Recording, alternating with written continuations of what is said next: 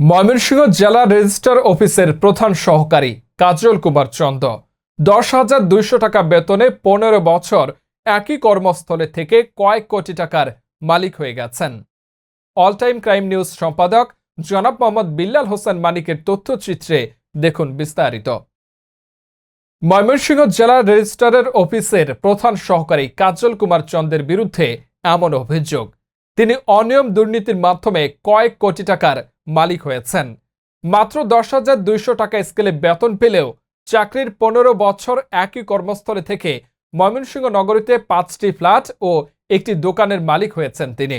তবে নিজের দুর্নীতি ঢাকতে 2টি ফ্ল্যাট ও দোকান তার ভাইয়ের নামে রেজিস্ট্রি করিয়েছেন বলে জানা গেছে।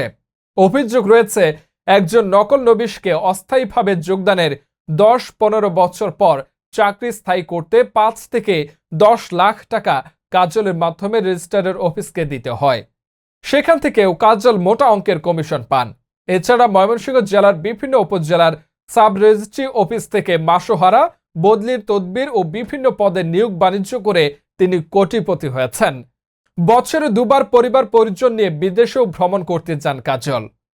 ময়মনসিংহ নগরীর দুর্গাবাড়ি সড়কের রাইট পয়েন্টের মালিক হোসেন ফকির জানান, জেলা রেজিস্ট্রারের প্রধান সহকারী কাজল কুমার চন্দ তার কাছ থেকে 930 স্কোয়ার ফিটের 4টি ফ্ল্যাট ও একটি দোকান কিনেছেন, যা প্রায় 1.5 কোটি টাকায় তার কাছে বিক্রি করা হয়েছে। ময়মনসিংহ নকল নবিশ অ্যাসোসিয়েশনের সাধারণ সম্পাদক সুহেল আকন্ত জানান, রেজিস্ট্রারের প্রধান সহকারী ক্ষমতার দাপটে একই কর্মস্থলে 15 বছর ধরে রয়েছেন। নামে বেনামে শহরে রয়েছে তার একাধিক ফ্ল্যাট। নগরীর রাইট পয়েন্ট টাওয়ারে 5ম তলায় 2টি, 11 তলায় 2টি এবং নিচ তলায় রয়েছে একটি দোকান। 8 বাড়িতে রয়েছে আরও একটি নির্মাণাধীন ফ্ল্যাট। নিজের নামে 2টি ফ্ল্যাটের রেজিস্ট্রি করলেও বাকি 3টি রেজিস্ট্রি করিয়েছেন তার ভাই বিপ্লবের নামে।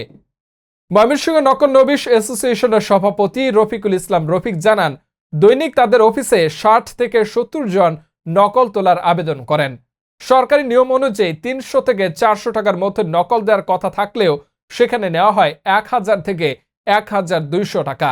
অতিরিক্ত টাকা প্রতিদিন রেকর্ড কিপারের মাধ্যমে কাজল বাবুর পকেটে যায়। এছাড়া কাজল বাবুকে ম্যানেজ করে জেলার ফুলবাড়িয়া সহ বিভিন্ন সাব রেজিস্ট্রি অফিসে 10 থেকে 15 জন নকল নবিশ নিয়ম বহির্ভূতভাবে কাজ করে যাচ্ছেন। নেত্রকোনার কেন্দ্রীয় উপজেলার জল্লি উচ্চ বিদ্যালয়ের প্রধান শিক্ষক আব্দুল হক জানান, তাদের প্রতিষ্ঠানে হিন্দু ধর্মের শিক্ষক বিপ্লব কুমার চন্দ। তাদের অবস্থা মোটামুটি ভালো, তবে তাদের বাড়িতে যে পরিমাণ সম্পদ আছে তা বিক্রি করেও ময়মনসিংহ শহরে 5টি ফ্ল্যাট ও দোকানের মালিক হওয়া সম্ভব নয়। তবে শুনেছেন তার ভাই কাজল কুমার চন্দ অনেক টাকা রোজগার করেন। কাজলের ভাই স্কুল শিক্ষক বিপ্লব কুমার চন্দ জানান, তিনি হাই স্কুলে এবং তার স্ত্রী গ্রামীণ ব্যাংকে চাকরি করেন। শহরে আমাদের পরিবারের 5টি ফ্ল্যাট ও দোকান রয়েছে। মূলত সবকটি ফ্ল্যাটের মালিক তার ভাই কাজল হলেও 2টি ফ্ল্যাট ও একটি দোকান আমার নামে রেজিস্ট্রি করিয়েছেন। একজন 3য় শ্রেণীর কর্মচারী 10,200 টাকা বেতন স্কেলে চাকরি করে কিভাবে 5টি ফ্ল্যাট ও দোকানের মালিক হন সেটি বোধগম্য নয় বলে জানিয়েছেন জেলা জন উদ্যোগের আহ্বায়ক ও ময়মনসিংহ জেলা মানবাধিকার কমিশনের সাধারণ সম্পাদক নজরুল ইসলাম চূন্য। দ্রুত তদন্ত করে অবৈধ সম্পদ বাজেয়াপ্ত করার পাশাপাশি তার অনৈতিক কাজের সহযোগীদেরও বিচারের আওতায় আনতে প্রশাসনের প্রতি তিনি আহ্বান জানান। অভিযোগের বিষয়ে কাজল কুমার চন্দ জানান, মানুষ 15 বছর সরকারি চাকরি করলে শত শত কোটি টাকার মালিক হয়। তিনি মাত্র 2টি ফ্ল্যাটের মালিক হয়েছেন, বেশি কিছু করেননি। বাকি ফ্ল্যাটগুলো তার পরিবারের সদস্যদের কেনা। জেলা রেজিস্ট্রার সরকার লুৎফুল কবির জানান, তিনি আসার আগে রেজিস্ট্রি অফিসে কি হয়েছে জানেন না, তবে এখন রেজিস্ট্রি অফিসের অনেক পরিবর্তন হয়েছে। এখানে অনিয়ম করার সুযোগ নেই, তবে কারো বিরুদ্ধে অনিয়মের গুরুতর অভিযোগ পাওয়া গেলে তা খতিয়ে দেখা হবে।